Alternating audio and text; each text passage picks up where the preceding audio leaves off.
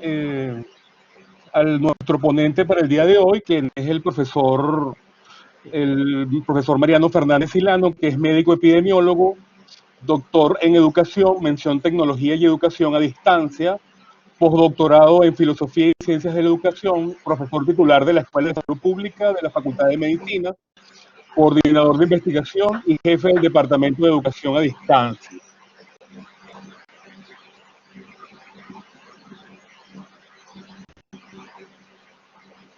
Coordinador de la línea de investigación de tecnologías de la información y de la comunicación en el doctorado de educación de la Universidad Católica Andrés Bello, invitado de cortesía de la Academia Nacional de la Medicina, editor de los cuadernos de la Escuela de Salud Pública y editor de la Asociación del Asociado de la Gaceta Médica de Caracas.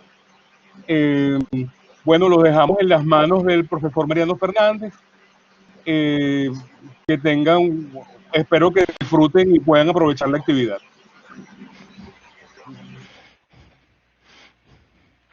Eh, bueno, buenas tardes a todos de nuevo. Es un placer para mí estar aquí en mi casa virtual ahora, la Escuela de Salud Pública. Quiero agradecer a los profesores de del comité organizador y de los diferentes comités por darme este honor, pues, de iniciar estas actividades precongreso. Hoy quiero compartir con ustedes un material que ya compartí con otro grupo de profesores que nos parece muy relevante en esta época, que tiene que ver con las visiones desde la universidad de la pandemia. Antes que eso, yo quisiera hacer un pequeño comentario sobre esta bella dama, la profesora Beatriz Feliciano Hernández, quien fue mi maestra, mi profesora, mi amiga y compañera de escuela durante bueno, todo el tiempo que estuve en la Escuela de Salud Pública. Ya lamentablemente en el 2017 nos dejó. Ella, gracias a ella, se deben muchas de las cosas que ha logrado o que se lograron en escuela durante los últimos 20 años. Yo creo que Beatriz, la mano de Beatriz estuvo en cada licenciatura que se logró, en el doctorado en salud pública, básicamente en todo, de verdad que en todo. Yo sé que va a haber un momento donde se va a leer una semblanza de ella, pero no quise dejarla pasar, dado que también es el epónimo de este congreso. Eh, Sin más, quiero pasar bueno, al problema. Pues el problema que tenemos es una pandemia a partir de diciembre del año pasado y más propiamente ya en enero. Bueno, tuvimos una pandemia por un coronavirus que se llama ahora SARS-CoV-2, se le puso como nombre SARS-CoV-2 y produce una enfermedad que se llama COVID-19. Al día de hoy hay 12 millones de casos y 500.000 muertes ya producidas por esta enfermedad.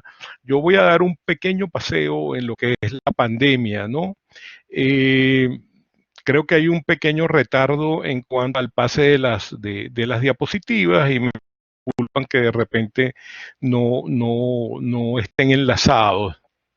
En este gráfico de OMS ustedes pueden ver cómo al inicio, permítanme seleccionar, ya va. Okay. Al inicio del año, los primeros casos se debieron a China, para que luego a partir de marzo empezara la pandemia que estamos viviendo y de las cuales ustedes pueden ver ahorita que América es responsable de la gran mayoría de los casos que estamos viendo en este momento. Hay casos en todos los países, en todos los continentes, lo que hace la definición de pandemia, pero ahorita América es la que más casos está aportando. Y de América, fíjense ustedes este comparativo claro, es un poco viejo, es del 27 de junio, pero creo que la idea está clara. Fíjense ustedes cómo esta comparativa por continentes pueden ver cada continente el aporte que está haciendo a la pandemia y miren el aporte que está haciendo Latinoamérica y el Caribe. Esto es bastante grande, la cantidad de casos que está aportando esta región, y esto hace que, bueno, que sea bastante preocupante cómo va a ser la evolución de la enfermedad en Latinoamérica y el Caribe.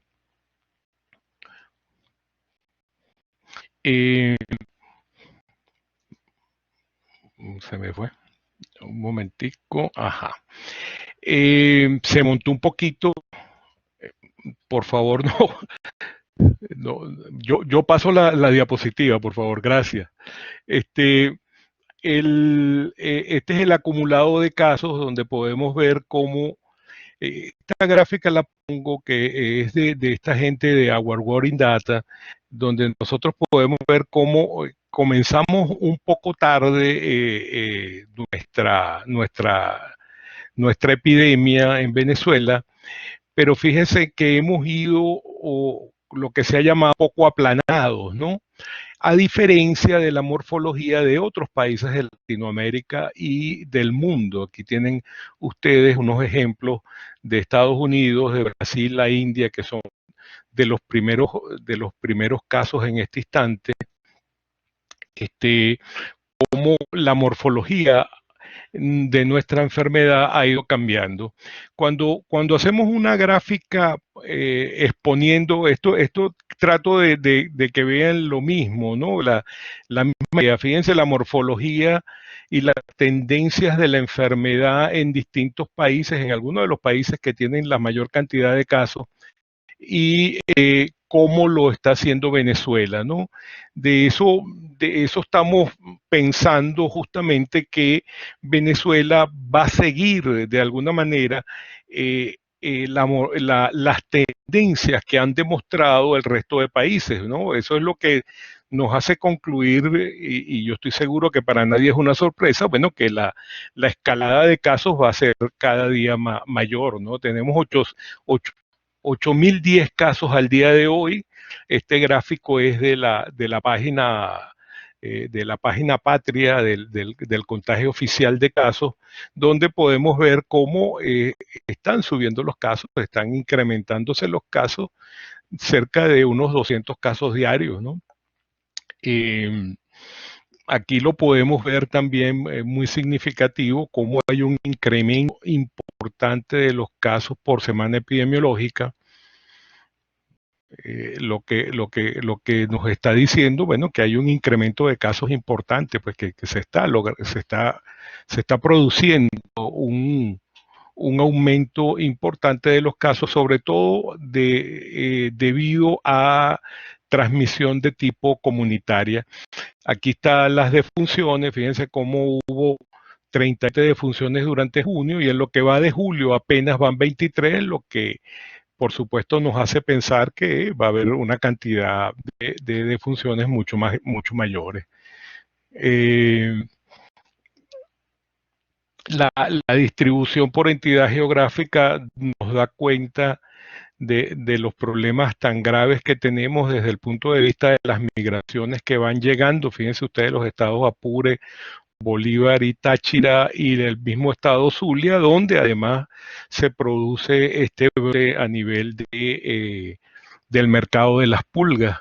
Esto viene también emparejado con las situaciones que hay en Miranda y Distrito Capital, donde hay unos incrementos de casos importantes.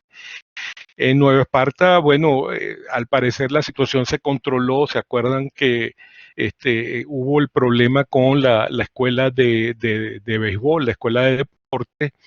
Y en el estado Sucre, donde ya llegamos a 300 casos, pero ayer nada más se denunciaban 120, lo cual llama mucho la atención, y bueno, probablemente va a ser otro brote importante. Una de las cosas más interesantes de la enfermedad, y que por supuesto de alguna manera nos puede ayudar, es que un poco más del 80% de los casos tienen una enfermedad moderada, ¿no? Esto significa que no va a requerir mayor tratamiento o mayor uso del sistema sanitario, pero hay un 20% o algo menos de un 20% donde estos pacientes van a requerir asistencia sanitaria y por supuesto también de un 4 a un 5% que requieren terapia intensiva, que son los que al final nos preocupan más, ¿no? No todos los críticos mueren, yo quiero que sepan que lamentablemente las defunciones vienen de todos de todas los tipos clínicos. Los que más recursos utilizan son el último 20% y por supuesto eso hace que ya en este instante nuestros hospitales estén acusando el golpe. Otro de los problemas que ha tenido esta pandemia tiene que ver con la transmisibilidad. Se ha escrito mucho sobre la transmisibilidad, se ha investigado bastante, pero bueno, pareciera que hay algún acuerdo en que los espacios encerrados, la duración de la interacción, la densidad de personas en un solo sitio y lo que tiene que ver con la transmisión de las goticas de saliva son los elementos importantes que pueden en algún momento ser utilizados para combatir la transmisibilidad de la enfermedad. Esto hace que a pesar de que la gente no lo cree, las fiestas son un problema grave, las visitas son un problema grave, ir en autobuses, estar en misa, los deportes tienen un altísimo riesgo. Hemos tenido pruebas con el personal de salud porque a pesar de que, claro, no todo el personal de salud tiene el equipamiento de protección personal necesario, pero muchos lo tienen, pero luego no se comportan adecuadamente fuera del hospital y esto hace que se reúnan y, bueno, algo bien difícil es no reunirse. Este periodo de contención, de aislamiento social y de cuarentena que hemos tenido de manera muy temprana ha mermado la capacidad de aguante de muchos de nosotros, pero el gran mensaje es que hay que insistir, señores, hay que insistir con las medidas de prevención y en este momento más que nunca porque hay este incremento importante de los casos. Seguidamente, la situación la podemos resumir en que, bueno, tenemos una pandemia donde hay diferentes regiones que están aportando casos, como ya se los mostré en las gráficas anteriores, y que en este momento a expensas de América y el sureste asiático, Brasil y la India están aportando muchísimos casos. Existe en este instante un crecimiento muy rápido de casos en Venezuela, ya vieron las gráficas y seguro que escuchan, como personas informadas que son, escuchan el reporte oficial de casos. Existe un incremento de la transmisión de los casos comunitarios, lo cual es bien preocupante porque no solamente son los migrantes donde se está transmitiendo la enfermedad, sino que hay transmisión de casos comunitarios y por supuesto hay un incremento de las defunciones. Esto pinta una situación que, añadida a un contexto, si se quiere, que ya se ve en el país, que comienza bueno, no comienza, sino que simplemente lleva al gobierno nacional a decretar una cuarentena colectiva y social el 13 de marzo del 2020 y un decreto de alarma para poder enfrentar esta pandemia, nos ha encerrado a todos y ha cambiado las costumbres de vida que teníamos previamente los venezolanos. A esto se le suma una crisis humanitaria compleja con un componente económico intenso, fallas múltiples en los múltiples servicios básicos y en todo momento. Ya el bajón eléctrico el día lunes fue terrible, que nos dejó sin internet por mucho tiempo. Pero esos problemas de electricidad, de agua, de gas doméstico, ya estamos acostumbrados a tener agua únicamente interdiario y solamente unos momentos en el día, ¿no? El caso más horrible es tal vez la situación de agua en los hospitales, ¿no? Que merman las posibilidades de las medidas básicas de higiene y saneamiento, tanto en los hogares como en las instituciones y en los servicios de salud. En el primer momento también hubo o sufrimos este razonamiento brutal de gasolina, lo que ocasionó fallas en el transporte nacional e internacional, salvo las que se cumplían por razones humanitarias. Esto sigue latente, ¿no? Y todavía es bien difícil el transporte dentro del mismo país. A esto se suma un largo verano, ¿no? Con sequías muy graves, esta falta de agua, incendios forestales, hay una calima excesiva a la cual se le une el polvo del Sahara también, que viene a complicar las situaciones alérgicas, y hay una falla en uno de los programas sociales más representativos que mantiene el gobierno nacional, que son las bolsas y las cajas de alimentos. Y por supuesto, la presión tremenda que están produciendo los migrantes que retornan al país desde Colombia y Brasil, con grados de infección variables, pero al parecer bastante altas.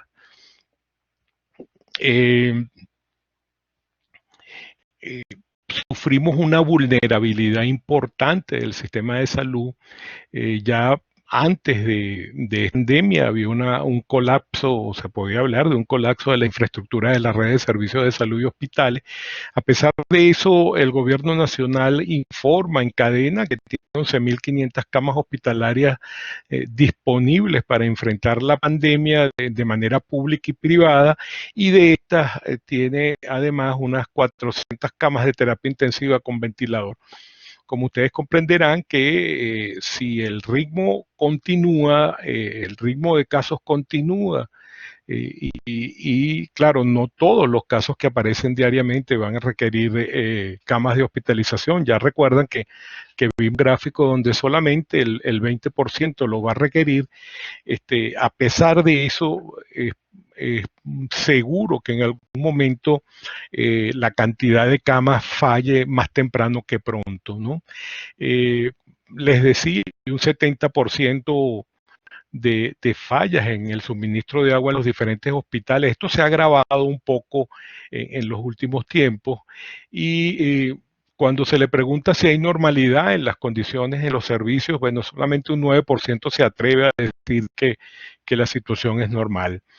Hay, por supuesto, un riesgo incrementado en personal de salud, cuidadores y receptores de migrantes, incluyendo personal militar y funcionarios públicos. Ya en nuestro país ya las redes se han hecho eco de esta situación, y tenemos una cantidad importante de personal de salud infectado. La cuestión de la cuantificación de los casos y de saber la magnitud real que estamos en algún momento sufriendo o manejando, se hace mucho más difícil, porque nada más tenemos un solo laboratorio de referencia que confirma los casos, que es el Instituto Nacional de Higiene. Eso lo hace muy lento y lo hace bien difícil. Desde el punto de vista, tal vez ahora entrando ya un poco más en lo que nos interesa desde el punto de vista académico, universitario, ya a nivel global se nota una fragilidad del sistema educativo, ¿no? Hay un cierre de todo el sistema educativo, de todos los niveles y prácticamente en casi todas las regiones del mundo. Pueden ver un gráfico, pueden ver la pequeña gráfica, el mapa mundi, donde se ven en qué sitios hay cierre de escuelas localizados y en los países donde están cerrados, están completamente cerradas en todo el país, y por supuesto los pocos sitios del mundo donde permanecen abiertas las escuelas, ¿no? Eh, esta, este cierre del sistema educativo ha producido una virtualización forzada de, del trabajo académico. Esto lo ha sufrido todas partes del mundo y tenemos evidencias de ellos en casi todos los países, ¿no? Esta virtualización forzada, por otra parte, entonces pone al descubierto la debilidad de los sistemas y sobre todo la inequidad que existe en los accesos de servicio tanto por los profesores como los alumnos. Muchas instituciones ya tenían planes previos para la virtualización o el uso de medios en línea virtuales en sus respectivas escuelas, pero eh, este cambio abrupto ha hecho que tengan que hacer uso de ellos de manera apresurada y bueno, con las consecuencias que tenemos. Entre nosotros, ustedes pueden ver cómo por lo menos la escuela Racetti reporta que el 70% de sus profesores puede mantener una unas clases en línea, pero hay un 30% que no puede y es muy variado según las escuelas de la Facultad de Medicina. Esto también nos toma de sorpresa que nos toma en un momento donde hay obsolescencia y falta de mantenimiento de las plataformas digitales.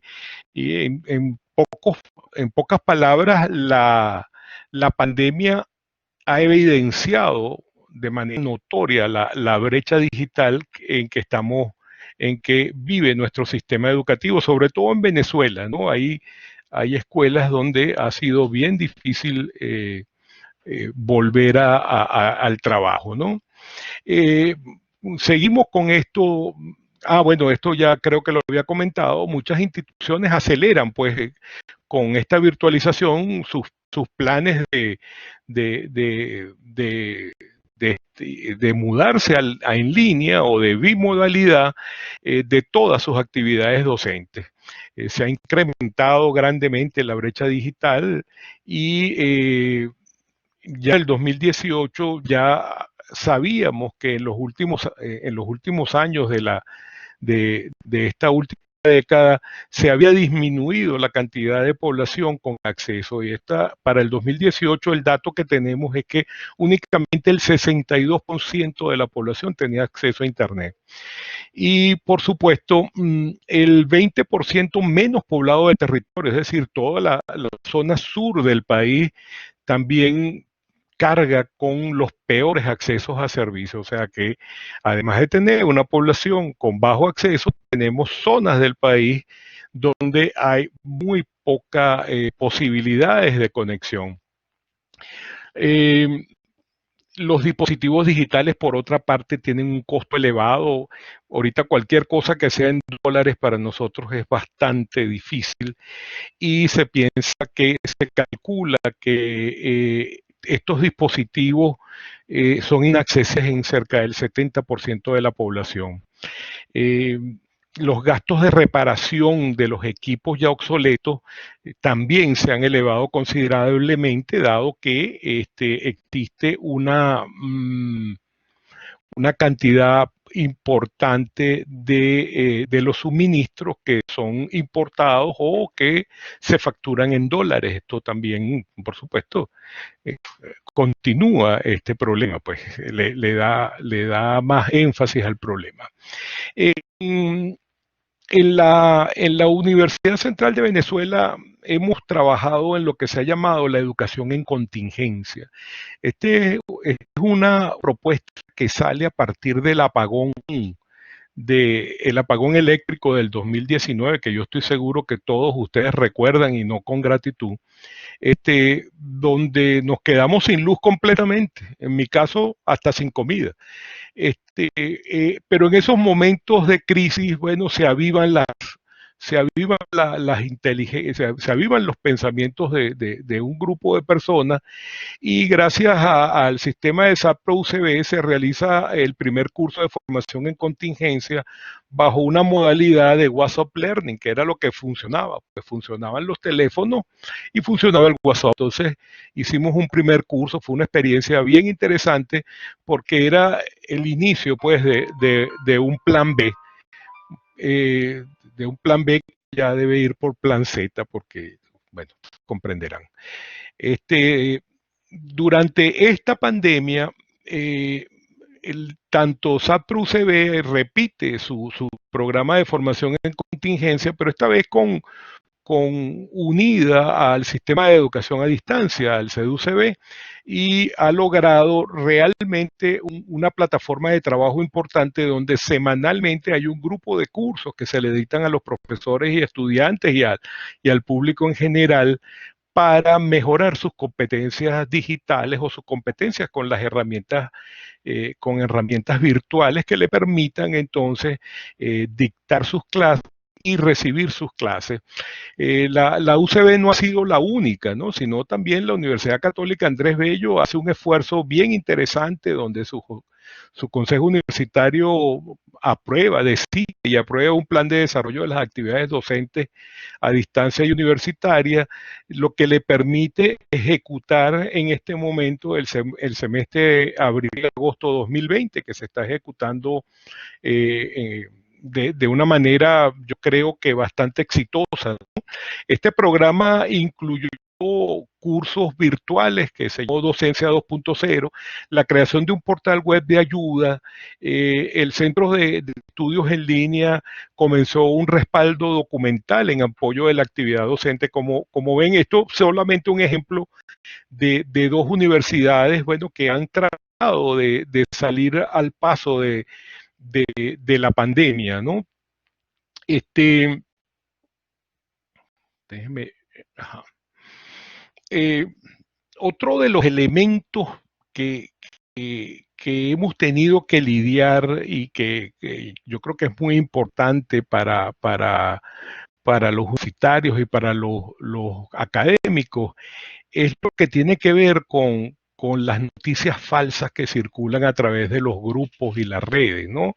Esto es lo que a decir de algunos expertos es la confusión insidiosa, ¿no? Que es como describen este fenómeno de desinformación que existe sobre el COVID-19 y que se propaga, inclusive muta. El virus es poco mutagénico, pero la infoxicación que produce los comentarios falsos es más mutagénico que el virus, se propaga mucho más rápido. Y definitivamente el miedo se propaga más rápido que cualquier coronavirus, y por otra parte la gente le encanta mandar un mensaje para ver si es verdad o para ver si es mentira, lo cual hace que sea necesario evitar la infodemia, entendida como esta epidemia nociva de rumores que se están generando durante los brotes. Esta también, recuérdense que este COVID-19 es la primera pandemia que sucede en época de redes sociales, ¿no? Entonces, como verán, sus consecuencias no solamente se miden en casos y lamentablemente enfermos o cierre de pérdidas económicas, cierre de trabajos y escuelas, sino que también en la cantidad de personas embaucadas con noticias que son falsas.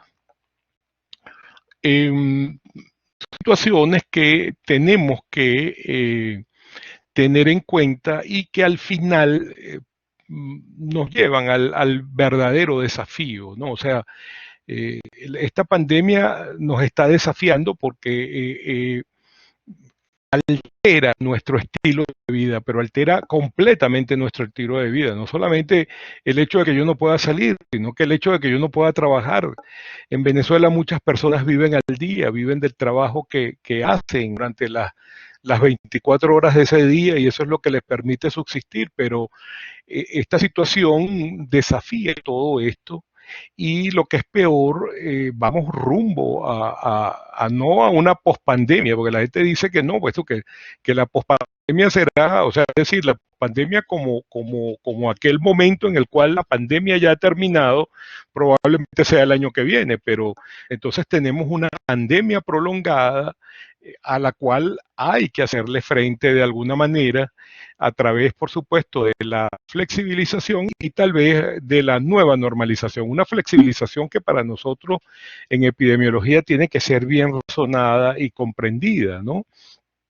Esto, mm, esto es así, dado que existen problemas que no vamos a poder resolver de manera sencilla para recobrar esta normalidad. Una de ellas es que eh, primero tenemos una enfermedad que es nueva, una enfermedad que todavía las conductas clínicas, las manifestaciones y la terapéutica se está construyendo. Que por otra parte no hay una inmunidad de rebaño como lo pueden ver en este gráfico. Para tener una inmunidad de grupo o de rebaño necesitamos una inmunidad por encima del 60-70% y esta no se está produciendo ni siquiera en sitios, como pueden ver en la gráfica, como Nueva York, donde hubo un brote bastante importante, bastante extendido, ni en Londres. Fíjense que con todo lo que sucedió en Nueva York, nada más hay un 19% de personas con anticuerpos, en Londres un 17.5% y en Madrid un 11.3%. A esto se le suma que muy probablemente no tengamos vacunas hasta el año que viene y que por otra parte, dado nuestra condición de país, bueno, de país marginal, por llamarlo de alguna manera, tendremos acceso a esa vacuna en un momento posterior, va a ser muy difícil que nosotros podamos controlar de manera rápida la epidemia, ¿no? Y por supuesto, probablemente estamos entrando en una etapa importante de expansión.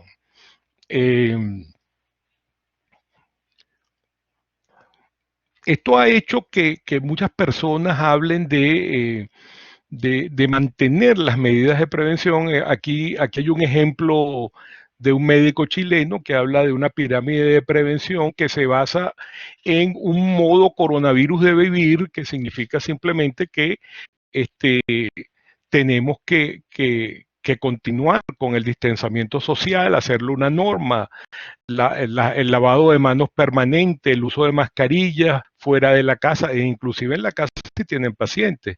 Van a ser medidas permanentes, además de lo que tiene que ver con las cuarentenas voluntarias debidas a la enfermedad o obligatorias debidas a decisiones del Estado.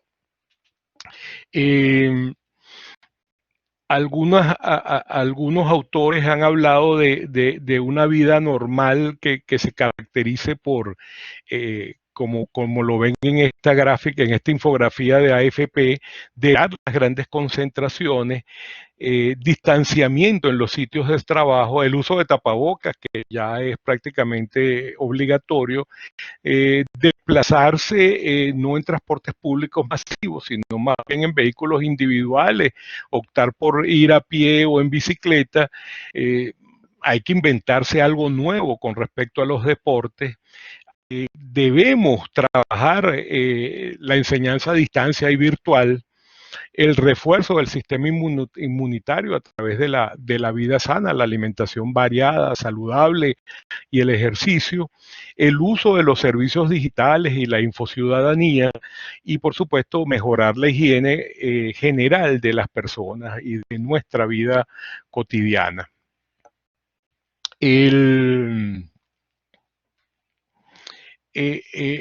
Fíjense que hay un estudio coreano hecho sobre un call center donde podemos ver que dada con una sola persona infectada, al final de 11 días tuvieron toda la sala 79 contagiados a partir de un solo contagio en un call center en Corea, ¿no? Eso llama mucho la atención porque nosotros no podemos reabrir las aulas, ni podemos empezar la actividad clínica y práctica de manera rápida, ¿no?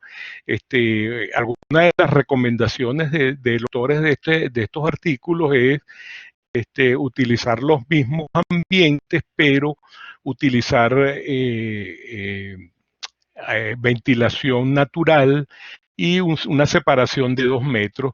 Por supuesto, aplicar esto en nuestros salones de clase significa un cambio radical, porque muy probablemente el mismo salón que antes usábamos para 30 personas, no vamos a poder usarlo para esa misma cantidad, sino tal vez para 15 o 10 personas, lo cual significa que habría que dividir y utilizar mayor tiempo de práctica y muy probablemente haya que utilizar mayor cantidad de profesores. Esto es algo que nosotros estamos insistiendo que hay que hacer y hay que pensar y planificar a nivel de nuestras escuelas e institutos. Lo que se ha demostrado más eficaz es el distanciamiento físico, es estar alejados de las goticas de flush, de las goticas de saliva y de las microgotas, la creación de barreras físicas entre las personas, la redistribución de las responsabilidades para reducir el contacto de individuos.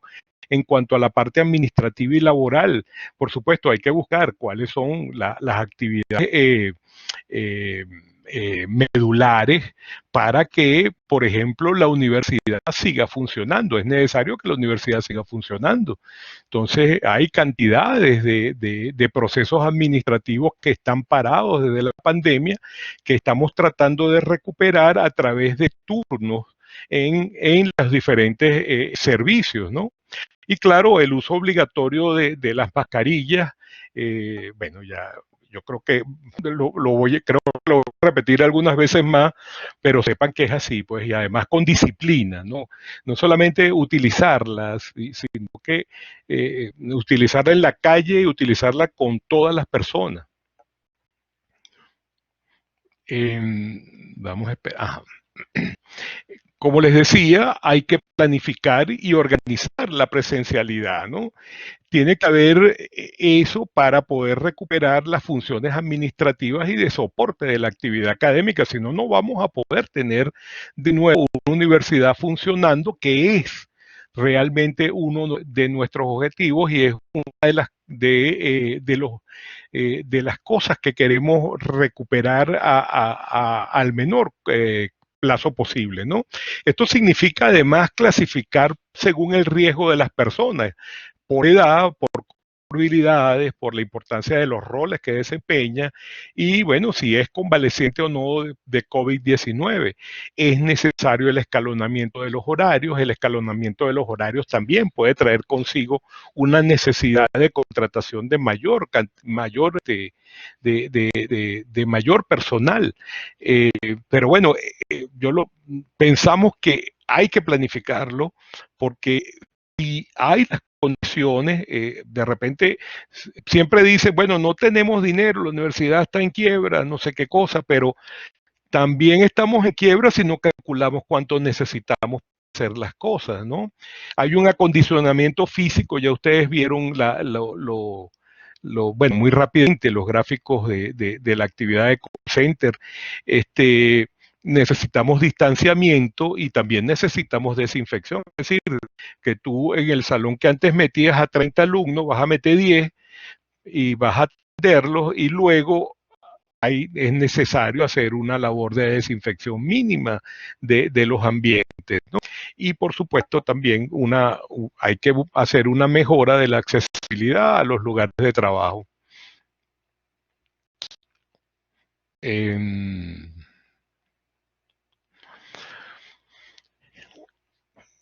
Y definitivamente en lo que tiene que ver en los procesos académicos, docentes, nosotros necesitamos una institucionalización de la virtualización y digitalización de la educación. Yo soy de los que piensa, sé que ojalá podamos discutirlo. Yo creo que hay que migrar a lo virtual, a lo digital. Sé que las condiciones no están dadas. De hecho, creo que lo he expuesto bastante durante esta conversación, pero creo que es una de las cosas que vamos a necesitar. Y esto requiere un apoyo institucional desde la cabeza visible de la, institucional, es lo que yo llamo institucionalización. Es decir, toda la institución tiene que estar de acuerdo en la posibilidad de la virtualización o la bimodalidad de la actividad docente. Se requieren recursos de dotación de equipo y, por supuesto, hay unas competencias digitales tanto para los docentes y los estudiantes que va a ser necesario formar y que la gente necesita adquirir. Eh, por supuesto, yo entiendo que el uso de las tecnologías de la información y la comunicación en el aprendizaje, sobre todo en algunos de sus elementos, va a requerir necesariamente una nueva cultura. Esto, si nosotros estamos acostumbrados a dictar clases magistrales a nuestros alumnos y después hacerles sus exámenes, el pasar a la virtualización de actividades va a ser bastante complicado, ¿no? Entonces hay que adaptar los procesos instruccionales y curriculares. En este instante asistimos a lo que hemos llamado la zoomización de las clases magistrales. Claro, la gente entiende las clases magistrales mucho más fácilmente desde los sistemas streaming como Zoom, porque hacen lo mismo que hacen en las clases presenciales.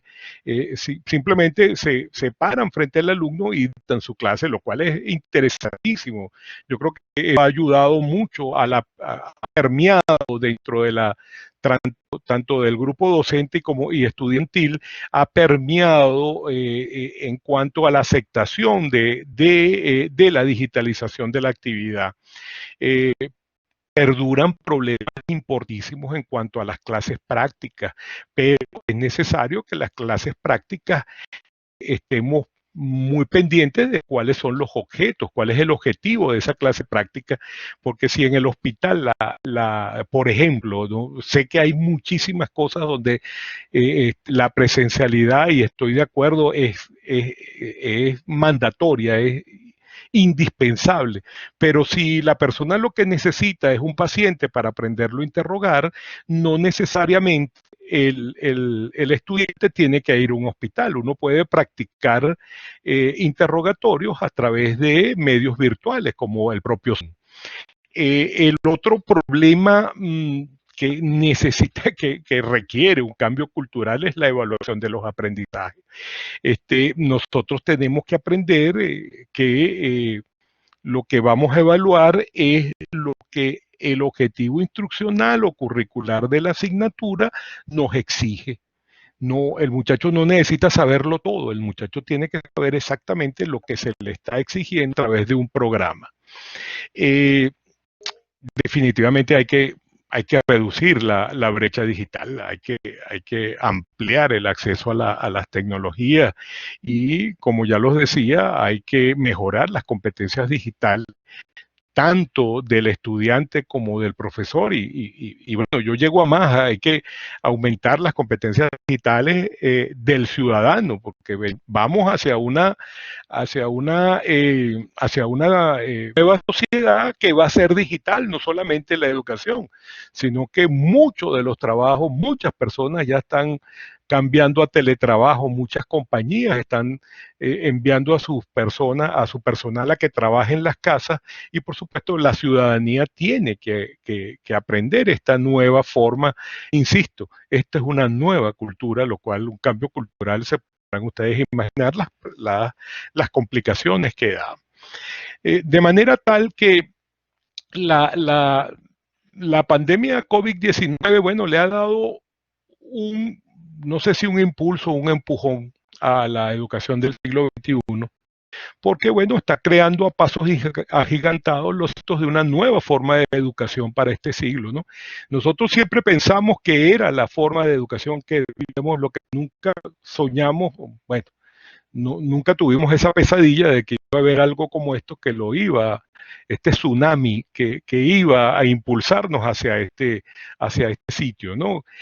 Va a ser mixta, a distancia y virtual. Esto yo creo que no va a haber vuelta atrás con esto.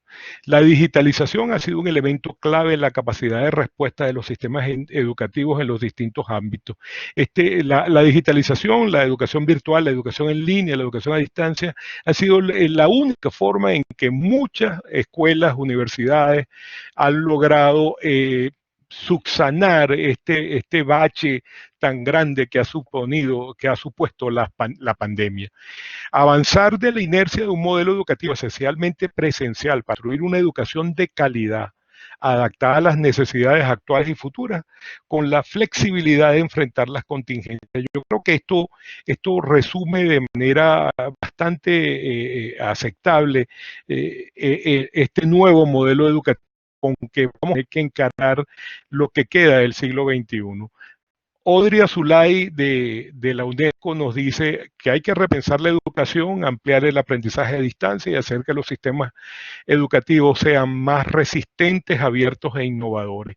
El gran ejemplo lo tenemos en nuestros profesores de la UCB que se han plegado a estos procesos de educación en contingencia, lo cual me he unido y además felicito ampliamente para terminar. Muchas gracias. Aquí les dejo nada y bueno, don Juan, Miguel.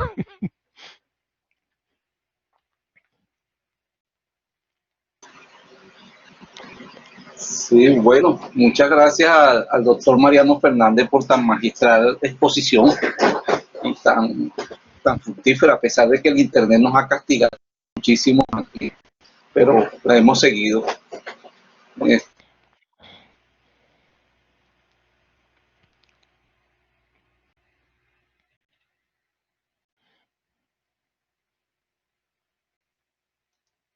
Creo que he recogido durante el proceso. Presentador.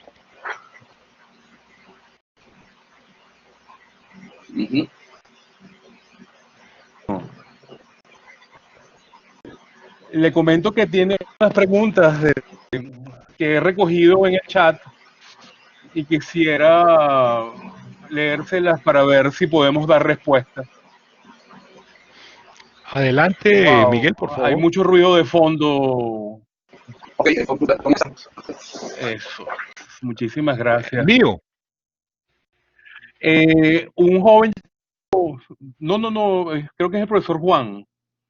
Un joven llamado Engelbert González pregunta que es explicar la diferencia entre la tasa de mortalidad y la de letalidad, por la tasa de mortalidad y de la de letalidad, porque tengo entendido que son distintas y he notado que durante la pandemia se expresa indistintamente una de la otra.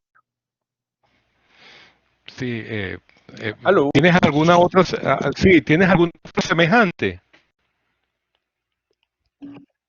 No, ninguna semejante. Todas son totalmente distintas. Sí, bueno, lo que pasa es que para la pandemia, respondo esta, pues, para la pandemia utilizamos la cantidad de casos y la cantidad de casos que estamos confirmando con la cantidad de muertes. Por eso es que pareciera que la tasa de mortalidad y la tasa de letalidad son semejantes, ¿de acuerdo? Realmente eso es así, pero para el caso de la pandemia en particular, no así en los casos, en las situaciones generales. En las situaciones generales, simplemente para recordarlo, la tasa de mortalidad es igual a la cantidad de defunciones sobre la cantidad de personas o la cantidad de población de un sitio o un lugar determinado. Pero en la pandemia, como te decía, tiene que ver con la cantidad de muertos contra los casos que estamos viendo de la enfermedad. Esto simplemente como una medida dentro de la pandemia. Adelante, Miguel.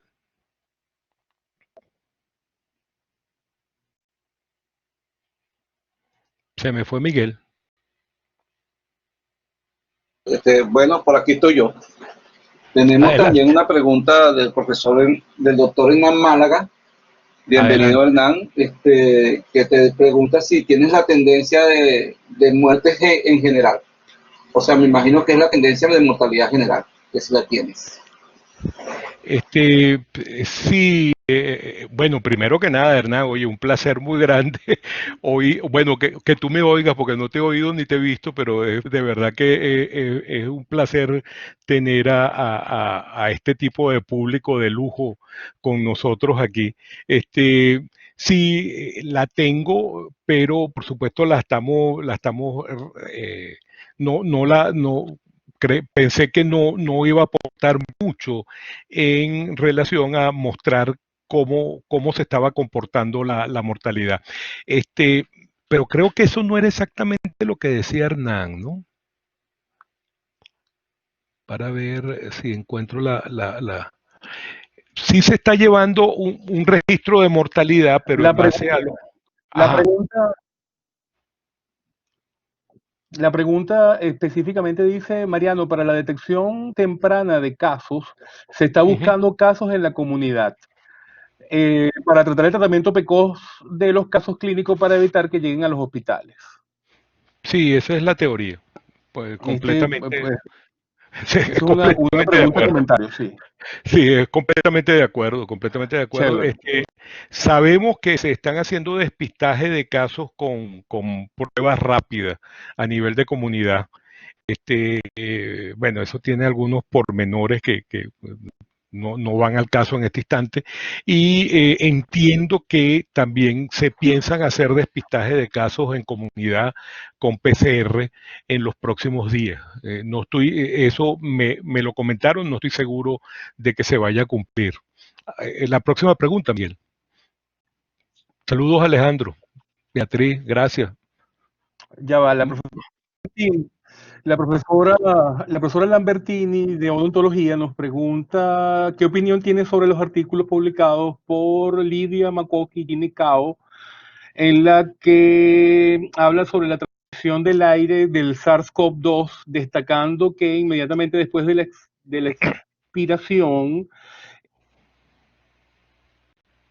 que llega el contenido viral se diluye y es transportado por el flujo de largas distancias. Mira, bueno, primero, un gran saludo, amiga. Esto es ahorita una de las, creo que la semana pasada ha sido una controversia tremenda y hay por lo menos 10 artículos nada más con respecto a la transmisión aérea del virus a través de las microgotas. Inclusive puedo decirle que hablan de una transmisión hasta de 10 metros. Lo cierto es que la OMS ya había hecho un acuerdo de que no había mayor transmisión aérea. Eh, yo yo esperaría un poco antes de pronunciarme sobre el particular, dado que esta propia proliferación de artículos, la propia ciencia libre a la cual yo pregono y me uno, está dando lugar a artículos que no han sido perfectamente revisados o correctamente revisados. No estoy diciendo que el artículo esté malo, sino que yo creo que es preferible esperar a ver. Y mientras espero, yo no me quitaría mi tapaboca. O sea, frente a eso, yo usaría mi tapaboca y seguiría con el distanciamiento, no social, porque no es distanciamiento social, realmente es un distanciamiento individual.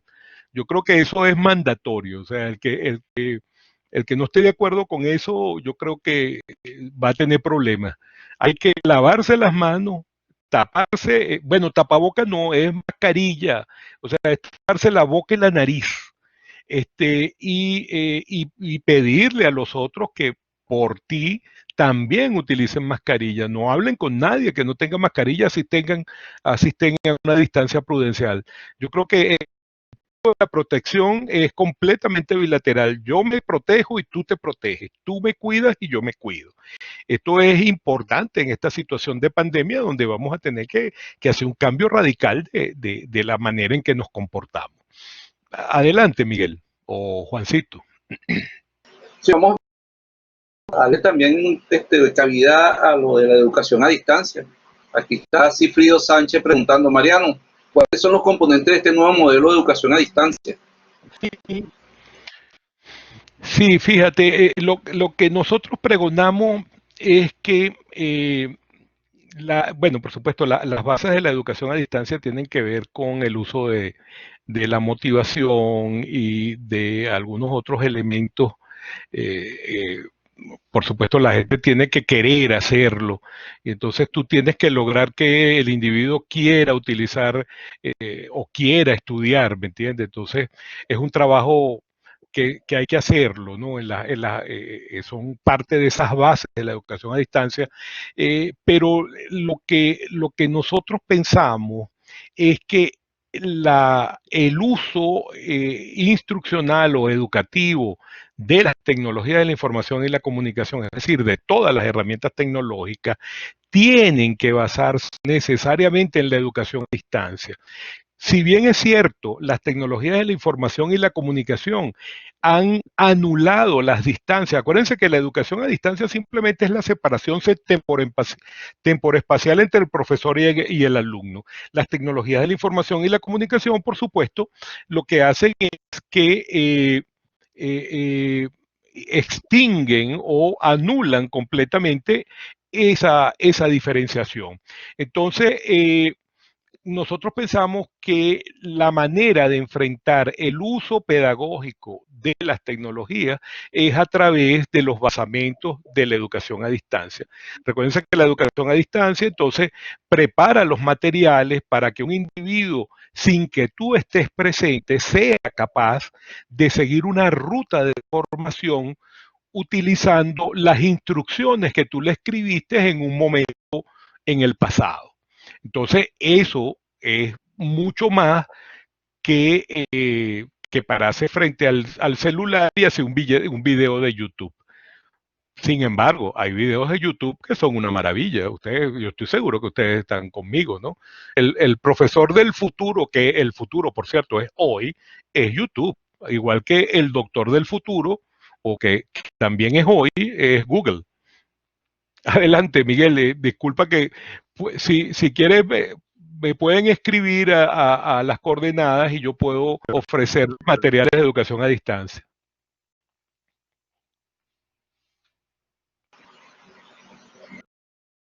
Aquí tenemos también Guadalupe Córdoba, tiene una inquietud que dice: buenas tardes, profesor, ¿qué opina de la reincorporación al área clínica de los estudiantes de los últimos años de medicina? Gracias. Me escucha. Bueno, esa es la pregunta recurrente, Guadalupe. Fíjate tú, y yo creo que eso es parte de la ilustración que trato de hacer en la conferencia. Primero, tiene que haber distanciamiento. En el área clínica, o sea, tú no vas a, bueno, perdón, disculpen. Primero, medidas de seguridad, es decir, los EPP, los equipos de protección personal. Hablando de hospitales, ¿de acuerdo? ¿No? Si estamos hablando de hospitales, si tú quieres meter estudiantes en los hospitales, alguien tiene que darle los equipos de protección personal, y eso es importante. Y alguien tiene que enseñárselos a usar, a ponérselos y a quitárselos. Eso es importante. Por otra parte, en una sala clínica donde antes nos metíamos 20, 30 estudiantes a ver 15 pacientes, eso no puede ser ahora en esta época pandémica. Entonces, tienen que dividir el número de estudiantes y espaciarlos. Hay que escalonar los estudiantes. Eso va a significar mayor tiempo de clase y va a significar también, muy probablemente, una cantidad no determinada de instructores, porque lo que tú antes hacías en 2 o 4 horas, probablemente ahora tendrás que hacerlo en 8. Yo creo que eso hay que planificarlo y hay que tenerlo en cuenta, porque si mañana me dicen, mira, ¿cómo retornamos a las salas clínicas? ¿Cómo retornamos a la actividad clínica? Bueno, mira, lo vamos a retornar escalonando los horarios, dándole protección a nuestros estudiantes y probablemente contratando personal de limpieza y otro personal docente. En las salas clínicas de odontología, por ejemplo, y las de y los laboratorios en farmacia, creo que tenemos que hacer lo mismo, porque no podemos tener a un alumno al lado del otro. para atender un paciente odontológico necesariamente tienen que tener face shield, o sea, tienen que tener, ¿cómo le dicen a esto? Caretas, porque es una actividad que puede producir, ¿cómo se llama? Aerosoles. Y estos aerosoles pueden ser muy riesgosos para para el individuo que está examinando al paciente. Entonces yo creo que todo eso hay que planificarlo previamente. Además de lo que tiene que ver con lo estrictamente educativo, o sea, cuál es la finalidad, o sea, cuál es el desempeño, el objetivo final que yo estoy buscando con la actividad clínica o práctica. Eso tiene que estar muy bien definido para poderlo ejecutar. Insisto, si lo que yo quiero es aprender a interrogar un paciente, yo no necesito llevar al muchacho para el hospital. Yo puedo ponerlo a entrevistar a un actor o puedo ponerlo a entrevistar a una persona a través de un medio streaming, tal como dije en la conferencia. Por supuesto, estas son opiniones, esto es a discutirlo. Adelante, Miguel.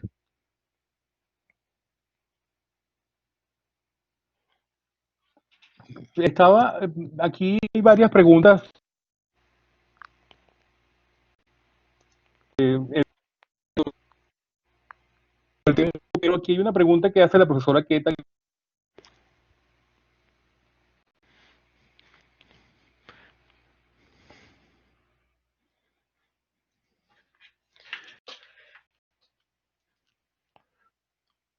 Nuestro sistema de salud. Creo que me quedé solo. No, que repite, déjame buscar la pregunta. No, para nada. ¿Dónde está la pregunta de Queta? Vuélvemela a hacer, por favor, que no la... Mientras... ¿Cómo contribuir desde la salud a fomentar la responsabilidad cívica en la prevención, que es más necesaria en Venezuela dadas las enormes limitaciones de nuestro sistema de salud? Bueno, mira, ¿cómo podemos contribuir? Es la pregunta.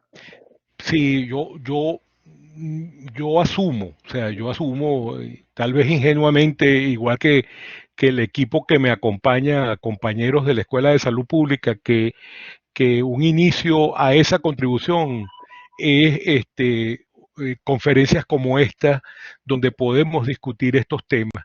Yo espero que podamos discutir medidas de prevención como tema fundamental de alguna de las conferencias. Yo creo que ya eso está previsto, al igual que lo que tiene que ver con los equipos de protección personal para el personal de salud. De nuestra gran preocupación es el personal de salud. Nosotros tenemos en posgrado algunos residentes que han enfermado. Esto es una gran preocupación para la Facultad de Medicina. Entonces nosotros tenemos que estar al tanto de esa situación y tratar de evitarlo. Una de ellas es, como le digo, pelear porque se les dote de sus equipos de protección personal y que la gente entienda que hay una disciplina. Y yo creo que es una de las cosas más importantes, que la gente entienda que hay una nueva cultura, pero hay una disciplina que tiene que ver que tú tienes que salir con tu careta y tienes que estar apartado de la otra persona y de alguna manera vas a tener que exigirle a la persona que está al frente tuyo que use su careta también y que la use adecuadamente, porque no es un tapacuello. ¿Me entiendes? O sea, eso tiene que partir de algún sitio y yo creo que la universidad y nosotros que estamos en el área de la salud pública somos, entre otros, los llamados a convencer a los demás de este trabajo. Miguel.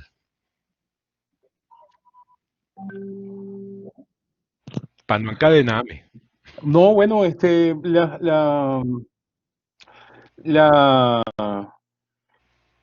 las preguntas, bueno, son diversas.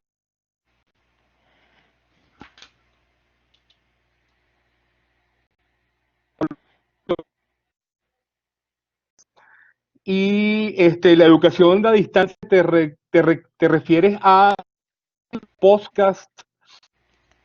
¿Qué herramientas crees tú que deben utilizar? Mira, claro, cuando yo quisiera que piensen esto, cuando yo hablo de educación a distancia, yo me estoy refiriendo a una metodología, a una teoría educativa. Bueno, no es una teoría realmente, pero es un proceso educativo en el cual hay un distanciamiento entre profesor y alumno. Es decir, cuando el alumno empieza a estudiar sus materiales, el profesor no está por ahí.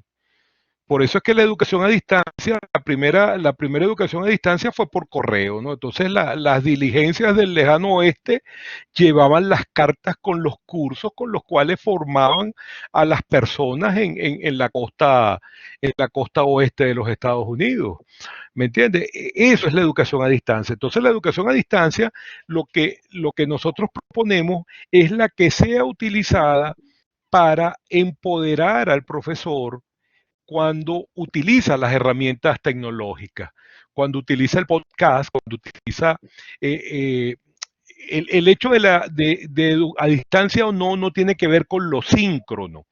Esta conferencia que yo estoy dando ahorita, o que estamos dando ahorita, este evento es síncrono, es decir, todos estamos a la misma vez oyéndolo. Pero el problema más grave no es lo síncrono, porque eso es lo mismo que pasa cuando ustedes están en un salón dictando una clase magistral. El problema más grave es planificar una actividad cuando es asíncrono, es decir, cuando tú tienes una separación temporal con la persona que va a aprender a través del proceso que tú diseñaste. Entonces, los videos son importantes, los podcasts son importantes, pero así también son las infografías y los materiales de todo tipo, PDF. O sea, eso no tiene ningún problema. Lo importante es que se diseñe de manera intencional el aprendizaje de una competencia o de un desempeño por parte de un estudiante. Eso es lo que nosotros queremos. Entonces, el uso racional de estas herramientas es lo que nos va a permitir o nos va a lograr que el individuo a distancia aprenda o a través de medios virtuales.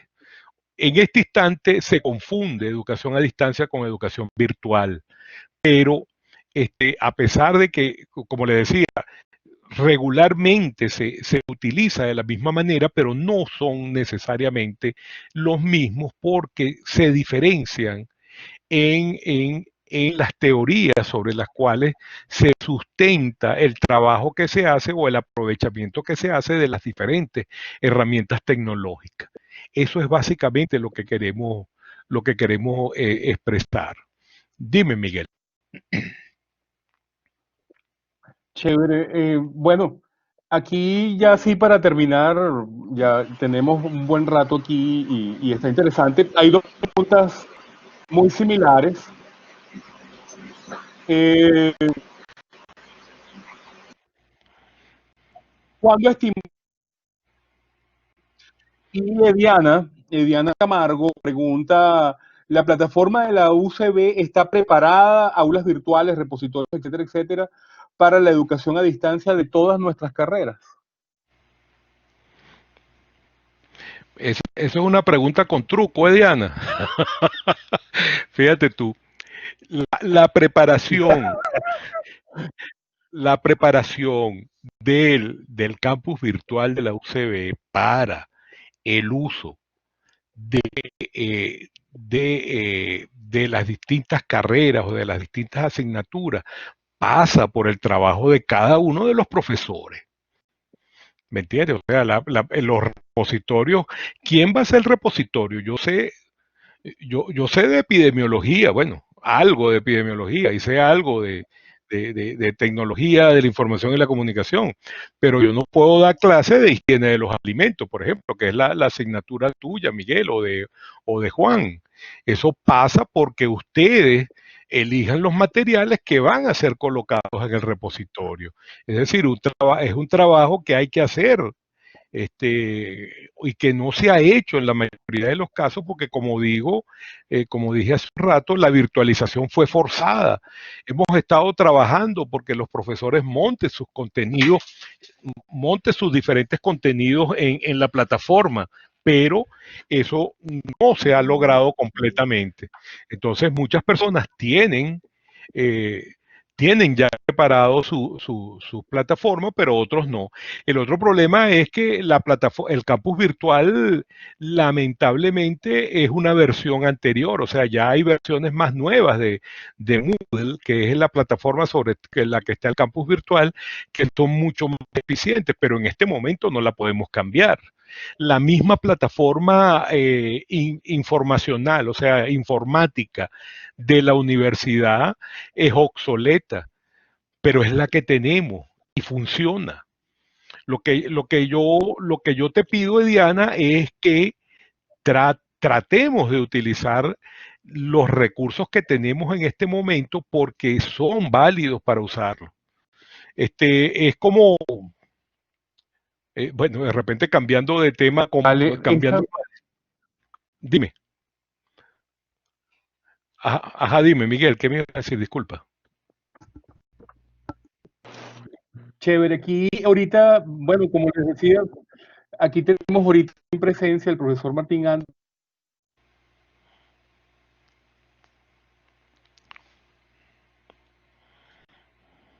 De abrir su micrófono sin problema ninguno. Gracias, Miguel. Y gracias, Mariano, por el importante apoyo que nos está dando en esta actividad y excelente presentación.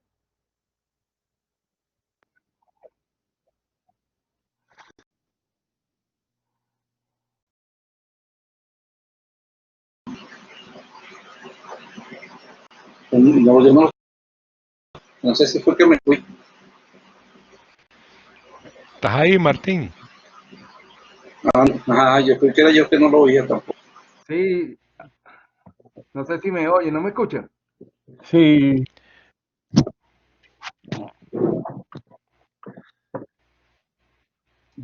Por un ratico no. Ok, no, estaba, bueno, agradeciéndole a Mariano y por el apoyo que nos ha dado y bueno, y felicitarlo por la excelente exposición. Yo había puesto en el chat, Mariano, para aprovechar, si conocías de alguna iniciativa de las autoridades rectorales para hacer un cambio, un ajuste en el presupuesto universitario para contemplar los recursos que se van a requerir en la flexibilización durante esta pandemia. Porque, claro, es un asunto que tiene que ver con toda la universidad y se van a requerir muchos apoyos, como lo señalabas en tu presentación. Mira, no puedo responderte, Martín, no sé. No sé realmente, yo espero que lo hagan. Nosotros trabajando con los directores de escuela en la facultad, bueno, contigo, pues, porque tú has sido testigo de sección de eso, nosotros estamos tratando de hacer la planificación y de tratar de alguna manera de estimar los recursos necesarios para algunas de estas actividades. Porque probablemente no haya el recurso ahorita, pero en algún momento de repente hay recursos. O sea, esto es una cuestión que sucede mucho en nuestro medio, ¿no? Si llega el recurso, nosotros vamos a tener a la mano un plan que presentarle, un presupuesto que presentarle y decirle, bueno, mira, sí, nosotros podemos recuperar esa actividad, pero eso vale tanto. Yo creo que no hay otra manera. Hay que trabajar en ese sentido, buscando las posibilidades de que eso sea posible. Es decir, el trabajo de planificación de las actividades, el entender que las actividades van a ser distintas y van a ser con distanciamiento, con equipos de protección, con desinfección, etcétera, son las únicas formas que tenemos en este instante de abrir la posibilidad de que sean posibles. Eso es lo que estamos pregonando. No sé si tienes algún otro comentario, Martín. No, de acuerdo, gracias, Mariano.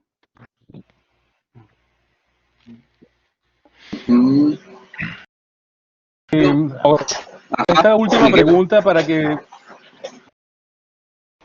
aquí Manuel Hernández, entre el público está el doctor Manuel Hernández. ¿Aló? Ajá, sí, adelante, Miguel. Manuelito, ¿qué dice?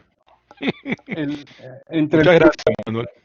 te comentaba, te preguntaba, y creo que es la pregunta, que tenemos todos al final del día, y por eso la dejé para lo último, es que en una nueva normalidad, aún con una vacuna, por lo menos durante los primeros meses se debe aplicar, ¿qué se debería aplicar?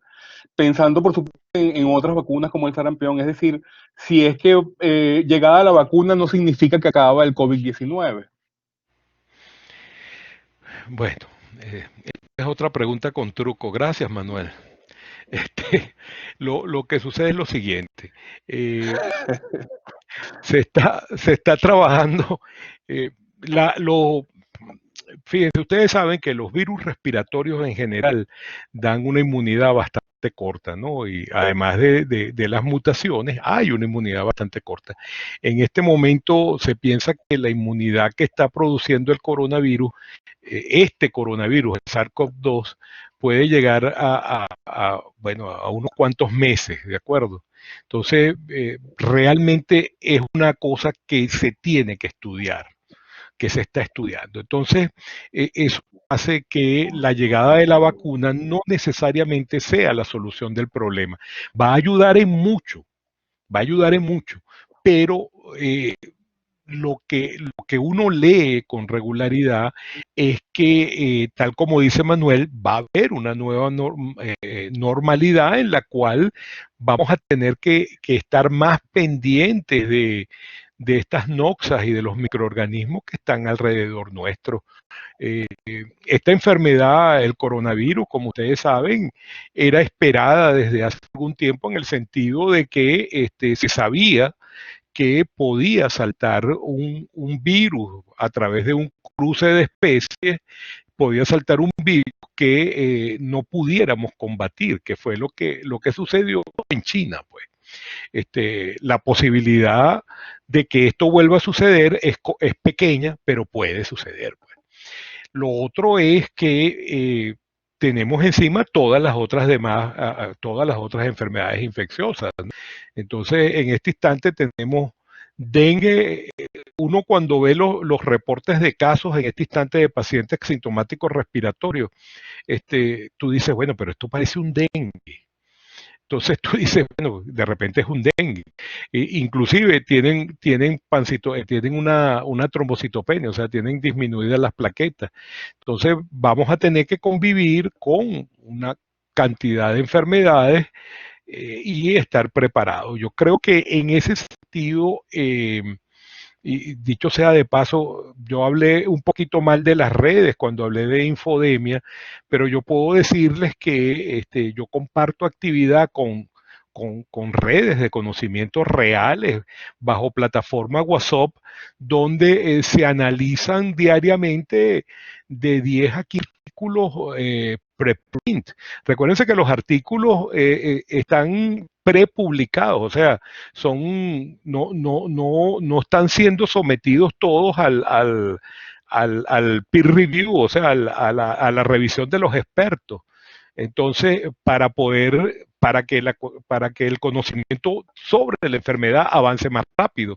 Eso trae como consecuencia algo de lo que conversábamos cuando hablábamos de la pregunta de la profesora, ay, se me olvidó el nombre, de, de Poyoli, este, que haya Martín, Lambertini, exacto, que haya un conocimiento hoy que mañana ya no funciona porque salió otro artículo que lo combatió, pues, o sea, lo adversa.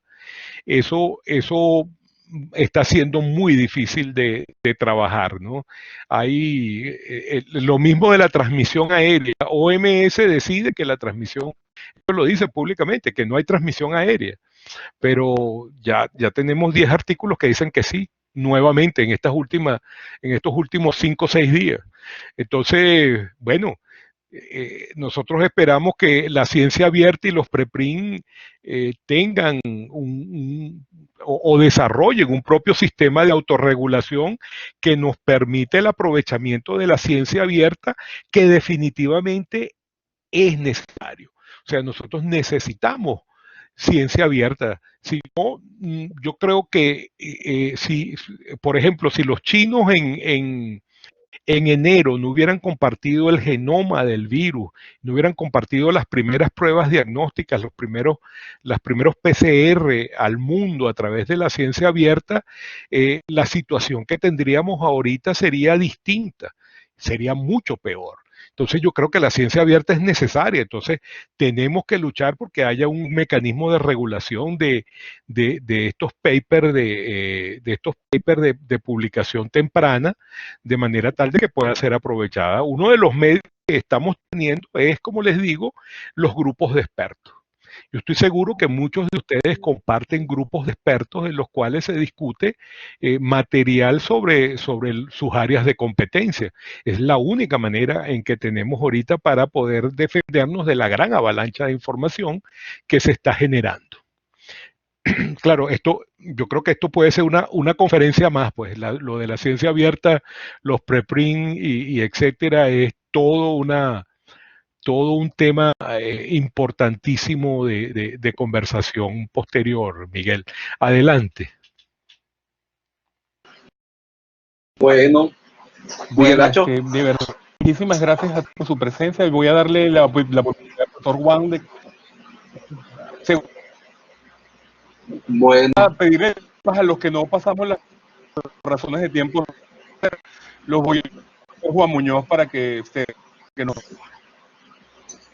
Bueno, Mariano, en el nombre de toda la Junta Directiva del primer Congreso de Salud Pública y de sus diferentes comités, del cual tú formas parte también, nos honras con tu presencia, te damos las gracias por esta tremenda conferencia que nos has dado, que no solamente hablamos de la visión de la educación desde la universidad, sino que también hablamos de otros temas de interés con respecto al COVID-19.